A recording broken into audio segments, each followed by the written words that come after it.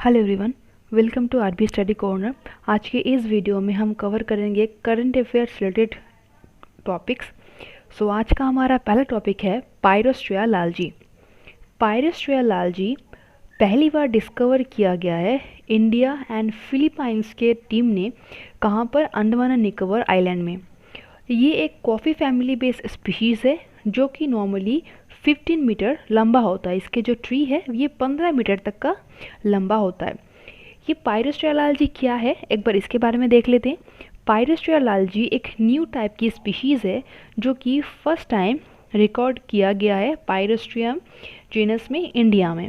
और ये ट्री जो कि स्पीशीज़ में बिलोंग करते हैं, जिस स्पीशीज़ से यूजुअली ये इंडिया में देखने को नहीं मिलता है, ये नॉर्मली देखने को मिलता है मैडागास्कर में। पहली बार ये इंडिया में देखने को मिला है, इसीलिए ये बहुत ज़्यादा करके न्यूज़ में है। और ये इतना ज़्यादा रेयर देखने को मिलता है, मतलब इसका चांसेस बहुत कम है देखने को। इसी वजह से इसको IUCN कैटेगराइज भी किया गया है क्रिटिकली इंडेंजर्ड।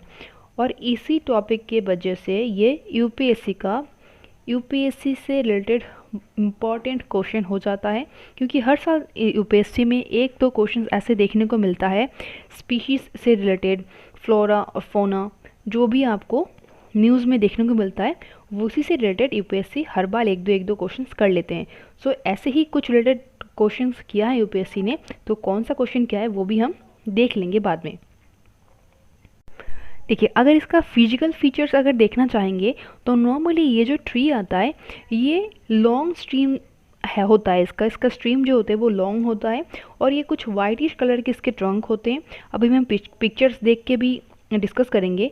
और इसमें क्या होता है, ये जो ट्री होती है जिस काइंड ऑफ स्पीशीज़ से ये बिलोंग करता है वो नॉर्मली क्या होता है, थोड़ा सा एम्बिलेट इन्फ्लोरेंसेस होते हैं। मतलब जो एक जगह पे खूब सारे जैसे ग्रैप्स होते हैं उस टाइप का एक जगह पे मतलब ग्रुप में वो बना रहता है। जो इसके फ्लावर्स हो, इसके जो फ्रूट्स हो, वो सारे गुच्छाधार में रहता है। और इसके फ्लावर्स नॉर्मली कितने होते हैं? नॉर्मली इसके फ्लावर्स देखने को मिलता है 8 से 12 तक का इसके फ्लावर्स एक साथ में देखने को मिलता है। अगर कलर की बात करें तो कलर वेरिएशन होता है। कुछ केसेस में इसके वाइट दिखता है, कुछ केसेस में क्रीम कलर के भी होते हैं। और जब ये टर्न हो जाते हैं, टर्न ओवर ले लेते हैं पूरे मतलब फूल, अगर फ्लावर्स अगर पूरे पॉलिनेशन हो जाता है उसका, तो पॉलिनेशन के बाद इसका कलर बन जाता है ब्राउन इन कलर का। पहले इसका कलर रहता है वाइट और कुछ कुछ केसेस में क्रीम कलर का होता है, बाद में ये टोटली ट्रांसफ़र हो जाता है ब्राउन कलर में। अगर इसकी फ्रूट्स की बात करें तो फ्रूट्स ड्रॉप्स भी कुछ अलग नहीं होता, सिंगल नहीं होता है। और ये क्या होता है, इसमें एक ही सीड होता है, सिंगल सीड्स होते हैं इसमें। और इसमें जो ट्रीज जो इसके फ्रूट्स की शेप होती है वो किस टाइप की होते हैं, वो होता है ओवोवॉइड शेप का होता है और सब ग्लोबोस शेप का होता है, मतलब अंडाधार, अंडे के आकार का दिखता है। और इसके फ्रूट्स भी सेम काइंड ऑफ होता है। कुछ शुरुआती केसेस में ग्रीन होता है, फिर येलो और फिर वाइट। और ये भी जब टोटल कंप्लीट हो जाते हैं इसके पॉलिनेशन, तो जब ये टर्निंग हो जाता है पेल इसका, तो येलो से कन्वर्ट हो जाता है ये ब्राउन में। फ्लावर भी बाद पहले ब्राउन में कन्वर्ट हो जाता है और इसके फ्रूट भी वो भी बाद में ब्राउन कलर में कन्वर्ट हो जाता है। अब देखते हैं इसका नाम पायरोस्ट्रिया लालजी क्यों पड़ा। इस ट्री का नाम पायरोस्ट्रिया लालजी सिंह के नाम से पड़ा है। ये कौन थे? ये थे जॉइंट डायरेक्टर किसके? Andaman and Nicobar region centre के बॉटनिकल सर्वे ऑफ इंडिया के। ये जॉइंट डायरेक्टर रह चुके हैं और इन्हीं के नाम से इसका नाम बना है पायरोस्ट्रिया लालजी। इसको अब हम थोड़ा सा पिक्चर के थ्रू देखते हैं। सबसे पहले देखते हैं इसके जो पेड़ है, जो ट्री है इसका, ये 15 फीट का होता है। इसके देखो जो स्ट्रंग्स होते हैं इसके वो वाइट इन कलर के हो रहे हैं। इसके लीव्स थोड़ा सा ओवल शेप का होता है और ये है उसके फ्लावर्स, ये और ये इसके फ्रूट्स हैं। और ये देखिए इसके फ्लावर्स शुरुआती जो स्टार्टिंग पॉइंट होता है उसमें थोड़ा सा वाइटिश कलर, फिर कन्वर्ट होता है येलो में। और जब ये पूरे पॉलिनेशन हो जाता है, पूरे पक जाते हैं, पूरे फ्लावर बन जाते हैं, तो ब्राउन कलर में कन्वर्ट हो जाते हैं। और इसके जो सीड्स है वो सिंगल सीड, जैसा कि मैंने आपको बताया सिंगल सीड्स होते हैं। कुछ कुछ केसेस में देखो ये एक एक सीड्स के दिखते हैं और जो इसका ब्रांचेस होते हैं वो एक साथ में गुच्छाधार होता है। नॉर्मली ये ट्री कहाँ पे देखने को मिला है? पहली बार ये देखने को मिला है साउथ अंडमान के वांडूर फॉरेस्ट में। और अदर्स जो कुछ जगह है अंडमान और निकोबार आइलैंड के, उसमें कुछ देखने को मिला है तिरूर फॉरेस्ट के पास जवारा रिजर्व फॉरेस्ट है वहाँ पे देखने को मिला है, और चिड़िया टापू जिसको मुंडा पहाड़ फॉरेस्ट भी बोला जाता है, इन दोनों जगह पे देखने को मिला है। टोटली 3 जगह पे देखने को मिला है।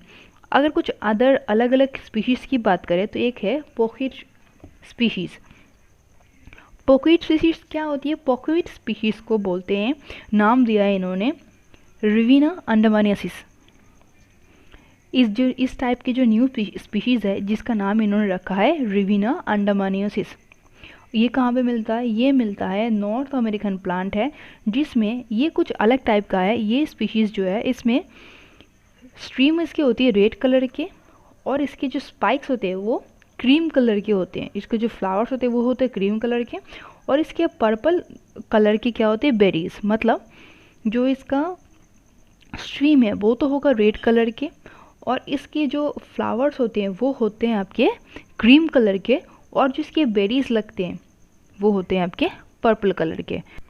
देखिए ये कुछ इस टाइप का दिखता है, जिसमें इसके जो स्ट्रंग्स होते हैं वो होते हैं आपके हल्की सी पिंक कलर के होते हैं, या फिर क्रीम कलर के बोल सकते हैं, वो क्रीम कलर के भी होते हैं, और इसके जो फ्रूट्स होते हैं, बेरीज होते हैं, वो पर्पल कलर के होते हैं।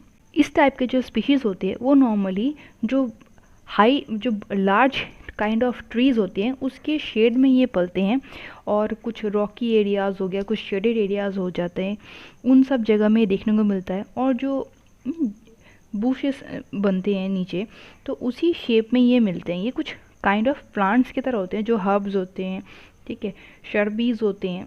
यूपीएससी ने इसी टाइप ऑफ स्पीशीज़ के ऊपर 2016 में क्वेश्चन किया था, 2016 में जीएस पेपर में प्रीलिम्स में। उसका क्वेश्चन है, recently our scientist have discover a new and distinct species of banana plant which attain a height of about 11 meters, has orange colored fruit pulp. In which part of India has it been discovered? कौन से part में India में ये discover किया गया था? इसका correct answer है अंडमान आइलैंड।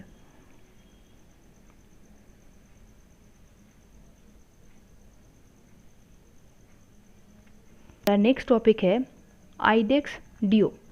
ईडेक्स डियो ये क्या है? डिफेंस मिनिस्टर ने अप्रूव किया है अपनी बजटरी फंड के थ्रू ₹498.8 करोड़ के ईडेक्स डियो। ये क्या है? ये एक इनोवेशन है डिफेंस एक्सेलेंस का और डिफेंस इनोवेशन ऑर्गेनाइजेशंस का, दोनों का मिले, और ये क्या है? नेक्स्ट 5 years तक का ये काम करेगा।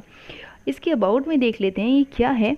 अप्रैल 2018 में गवर्नमेंट ऑफ इंडिया ने ये चीज़ लॉन्च किया था, एक इनोवेशन ये लॉन्च किया था। इसका एम क्या है? इसका एम है इनोवेशन को प्रमोट करना, टेक्नोलॉजी को डेवलप करना, किस में? डिफेंस सेक्टर में, डिफेंस एरोस्पेस में, बाय इंजन इंडस्ट्रीज़, जितने भी इंजन इंडस्ट्रीज़ है उनको डेवलप करना। और उन सब चीज़ों में, इंडस्ट्रीज़ में कौन कौन आता है? जिसमें एमएसएमई आ सकता है, स्टार्टअप आ सकता है, इंडिविजुअल्स, इनोवेटर्स आ सकते हैं, आर&डी इंस्टीट्यूट एंड एकेडेमिया, जितने भी सारे हैं ये सब इसके अंडर में आ सकते हैं। ये जो आइडेक्स डियो क्या काम करता है? ये सिर्फ फंडिंग का काम करता है। ये फंड करेगा और ग्रांट्स देगा और सपोर्ट करेगा अदर्स को जो भी सारे काम करेंगे। और ये किसके ऊपर काम करेगा? ये आर&डी के ऊपर काम करेगा। आर&डी क्या करेगा? जितने भी सारे गुड्स पोटेंशियल्स है उसके फीचर्स उसको एडेप्शन के काम करेगा। किसके ऊपर? फॉर इंडियन डिफेंस के लिए और एरोस्पेस, जिसको जो भी नीड्स होगा उसके बेसिस पे ये काम करेगा। और ये जो आइडेक्स डियो है, आइडेक्स डियो क्या करेगा? सिर्फ फंड का काम करेगा और उसको सपोर्ट के लिए काम करेगा। इसके ऑब्जेक्टिव्स क्या है? बेसिकली इसके ऑब्जेक्टिव्स क्या है? रैपिड डेवलपमेंट करना ही इसके मेन ऑब्जेक्टिव है। जितने भी सारे इनोवेटिव्स है टेक्नोलॉजी के ऊपर जो कि इंडियन डिफेंस को सपोर्ट करेगा, एरोस्पेस सेक्टर को शॉर्ट टाइम के अंदर अपने टाइमलाइन के अंदर बहुत ज़्यादा करके डेवलप करेगा, ठीक है, इंडिजिनियसली ये काम करेगा। और क्या करेगा? क्रिएट करेगा कल्चर एंगेजमेंट को। कैसे? स्टार्टअप को, इनोवेटिव स्टार्टअप के लिए इनकरेज करेगा, को क्रिएशन को, डिफेंस के लिए, एरोस्पेस सेक्टर को, इन सब के लिए काम करेगा। और क्या करेगा? एम्पावर करेगा जितने भी सारे कल्चरल टेक्नोलॉजिकल कॉरपोरेशंस है उसको एम्पावर देगा, उसको बूस्ट करेगा। कैसे? को इन्वेंशन करेगा विद इन डिफेंस और एरोस्पेस सेक्टर में, दोनों के बीच में ये को इनोवेशन का काम करेगा। और इसके नोडल बॉडी कौन है? इसके नोडल बॉडी के तौर पे आईडेक्स फंड करेगा और मैनेज करेगा, किसके थ्रू? डिफेंस इनोवेशन ऑर्गेनाइजेशन, जिसका नाम है DIO। ये एक नोडल बॉडी है जिसका काम होगा मैनेज करना, आईडेक्स को फंड करना और मैनेज करना। DEO है डिफेंस इनोवेशन ऑर्गेनाइजेशन, जो कि एक नॉन प्रॉफिट ऑर्गेनाइजेशन है और इनके सेक्टर में टोटल 8 सेक्टर काम करता है, जो कंपनीज है जो इसके अंडर में इनकॉर्पोरेटेड के तौर पे काम करता है। और इसके फाउंडिंग मेंबर्स कौन कौन है? इसके फाउंडिंग मेंबर्स 2 है, टोटल 2 फाउंडिंग मेंबर्स है। एक है हिंदुस्तान एरोनॉटिक्स लिमिटेड, जिसको हम हल बोलते हैं, एंड भारत इलेक्ट्रॉनिक्स लिमिटेड। इसके फंक्शन क्या होगा? DO के फंक्शंस है प्रोवाइड करना हाई लेवल पॉलिसी गाइडेंस को प्रोवाइड करेगा, किसको? ईडेक्स को गाइड करेगा।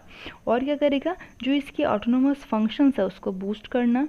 और इसके CEO है बोथ DEO और DIO और आईडेक्स दोनों की, इन दोनों का जो CEO है वो सेम ही होगा, क्योंकि अगर दोनों में अलग अलग इंसान होता है तो दोनों को मैनेज करना मुश्किल होता है, लेकिन अगर दोनों का अगर कॉम्बिनेशन में कोई सिंगल पर्सन अगर होता है तो इन दोनों को मैनेज करना आसान हो जाता है। इसीलिए इन दोनों की जो CEO है वो एक सेम पर्सन ही है।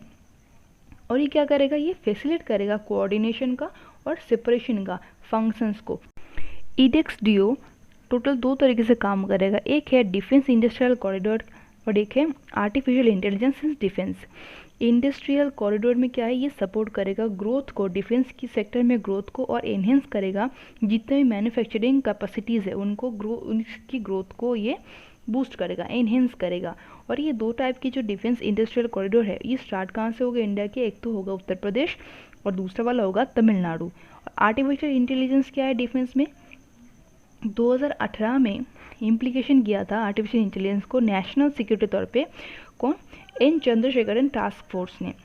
डिफेंस की जो आर्टिफिशियल इंटेलिजेंस है जिसकी प्रोजेक्ट एजेंसी है DAIPA, defence artificial intelligence project agency, जो कि क्रिएट किया गया है 2019 में। इसकी एम क्या था? इसकी एम था जितने भी आर्टिफिशियल इंटेलिजेंस के थ्रू ग्रेटेस्ट थ्रस्ट डिफेंस के लिए काम करेगा ये।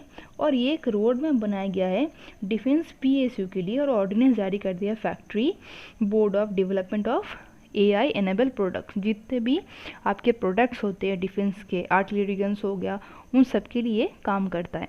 नेक्स्ट टॉपिक है पेसिफेयर सर्वे। ये क्या है? Wide area linear optical perimeter, WALOP. ये क्या चीज़ है? ये है एक वाइटल इंस्ट्रूमेंट है, ये काम करेगा कौन से प्रोजेक्ट में? पेसिफेयर प्रोजेक्ट में। और ये किसके द्वारा डेवलप की गई है? ये डेवलप की गई है IUCAA। IUCAA क्या है? इंडिया का inter university centre for astronomy and astrophysics. ये क्या चीज़ है? देखते हैं। पोलर एरियाज़ में जितने भी स्टार्स होते हैं, जितने भी स्टेलर इमेजिंग होती है, उनको पोलराइजेशन किया जाएगा किसके थ्रू? हाई एक्यूरेसी एक्सपेरिमेंट, जिसका नाम दिया गया है पेसिफेयर। ये क्या है? An international collaborative sky serving project. इस प्रोजेक्ट के थ्रू स्पेस में जितने भी स्टार्स से जो रोशनी निकलती है, जो लाइट्स निकलती है, उसका सोर्स आइडेंटिफाई करने के लिए एक प्रोजेक्ट निकाली गई है, जिसके थ्रू ये पता चलेगा कि वो लाइट्स की सोर्स क्या है और कौन से साइड से कौन से साइड की इसकी डिस्टेंस क्या है, कितने दूर से आ रहा है, वो चीज़ इसके थ्रू स्टडी की जाएगी। और ये जो प्रोजेक्ट है इसको फंड किसने किया है? ये फंड किया गया है वर्ल्ड्स लीडिंग इंस्टीट्यूट, जो कि USA, Norway, south Africa and private foundations के थ्रू ये किया जा रही है। साइंटिस्ट का ये मानना है, साइंटिस्ट का लक्ष्य ये है, एम है कि एक स्टडी करनी है पोलराइजेशंस का, जिसके थ्रू ये पता चलेगा कि लाइट्स कहाँ से आ रही है और कितने मिलियंस दूर तक से जो स्टार्स है, कौन से स्टार्स से ये रोशनी आ रही है। और इसकी सर्वे टोटल 2 हाईटेक ऑप्टिकल पोलरीमीटर के थ्रू होगा, जो ऑब्जर्व करेगा नॉर्दर्न एंड साउदर्न स्काइज को साइमल्टेनियसली, साथ साथ में। और ये क्या फोकस करेगा? ये फोकस करेगा कैप्चर करने का, जितने भी स्टार लाइट्स है उसकी पोलराइजेशंस को कैप्चर करेगा। और क्या करेगा? कौन से मैंने वेरी फेंट स्टार्स, जितने स्टार्स मतलब कौन से जो लास्ट स्टार्स है, कितना दूरी से ये लाइट आ रही है, उसको पोलराइज करेगा एक एक सिंगल चीज़ को देख के। ये जो डिस्टेंस उन्होंने पोलराइज करेंगे, मेजरमेंट करेंगे, ये कौन करेगा? ये करेगा यूरोपियन स्पेस एजेंसी, जिसका नाम दिया गया है GAIA, global aromatic interferometer for astrophysics satellite. इसका काम है 3 डायमेंशनल एक मॉडल क्रिएट करना, जिसमें सारे डेटा को कॉम्बाइन करके एक आइडिया ले जाएगी जो वेलअप के नाम से जाना जाएगा। एक इंस्ट्रूमेंट ऐसे बनाया जाएगा जो पोलरीमीटर के काम करेगा गैलेक्सी में, और इसका नाम दिया गया है वेलअप। वेलअप के ज़रिए काम किया जाएगा, जिसका नाम है wide area linear optical polarimeter. Wide area linear optical polarimeter ये एक इंस्ट्रूमेंट है। ये कैसे माउंट करेगा? टोटल 2 स्मॉल ऑप्टिकल टेलीस्कोप के जरिए काम करेगा। और ये यूज़ किस लिए होगा? ये करेगा, डिटेक्ट करेगा पोलराइज लाइट सिग्नल्स को ये डिटेक्ट करेगा और कौन से स्टार से आ रहा है और इमर्ज करेगा उस स्टार्स को एक स्टार से दूसरे स्टार में। और टोटल 2 तरीके से ये काम करता है। देखिए वेलअप एक काम करता है। एक है स्किनेक्स ऑब्जर्वेटरी जो कि क्रिएट की गई है ग्रीक आइलैंड में, और एक है टेलीस्कोप जो कि एक है साउथ अफ्रीकन एस्ट्रोनॉमिकल ऑब्जर्वेटरी जो लोकेटेड है कहाँ पे? साउदरलैंड में। तो दोनों जगह पे ये ऑलरेडी है जिसके थ्रू ये काम कर रहा है। वंस इसका जो बिल्ड की गई है यूनिक इंस्ट्रूमेंट, वो ऑफ किसको ऑफर करता है? वो करता है widest ever of field of view the sky को देखने के लिए। इस वेलअप की वजन है 200 किलो और ये कैपेबल है टोटल थाउजेंड्स ऑफ स्टार को ऑब्जर्व करने के लिए, और ये काम करेगा बोथ नॉर्दर्न और साउदर्न स्काईज को। आज का नेक्स्ट और लास्ट न्यूज़ है जिसका नाम है पेंसिल पोर्टल। ये स्पेशली चाइल्ड के लिए ये पोर्टल, और इसको लॉन्च किसने किया है? इसको लॉन्च किया है union minister of women and child development and textiles, जिन्होंने ये अपील किया है सिटीजन्स को जो भी वो रिपोर्ट कर सकते हैं चाइल्ड लेबर के अगेंस्ट। और इसी के लिए उन्होंने एक पोर्टल लॉन्च किया है जिसका नाम है पेंसिल पोर्टल। और इसके जो हेल्पलाइन नंबर है, चाइल्ड हेल्पलाइन नंबर है जिसका नाम है 1098, जिसमें आप चाहो तो कॉल कर सकते हो ताकि उन बच्चों की मदद करने के लिए। ये एक पोर्टल है, प्लेटफॉर्म है for effective enforcement for no child labour. जितने भी चाइल्ड लेबर्स है उसको रोकने के लिए एक पोर्टल लॉन्च की गई है, और इसका पर्पस सिर्फ एक ही है, जिसको देख के आइडिया लग सकता है कि जितने भी चाइल्ड लेबर है उसको सोसाइटी से फ्री करना है, चाइल्ड लेबर को एकदम फ्री करना है। और ये अचीव करेंगे टारगेट कैसे? Centre, state, district government, civil society और पब्लिक, कोई भी चाहे तो इसके साथ ये काम करके इसके जो टारगेट है वो अचीव कर सकते हैं। ये सबके लिए एप्लीकेबल है। आप चाहो तो किसी भी नंबर पे, हेल्पलाइन नंबर पे कॉल करके इसके अगेंस्ट आप एक्शन ले सकते हो। तो आज के लिए इतना ही, मिलते हैं नेक्स्ट वीडियो में।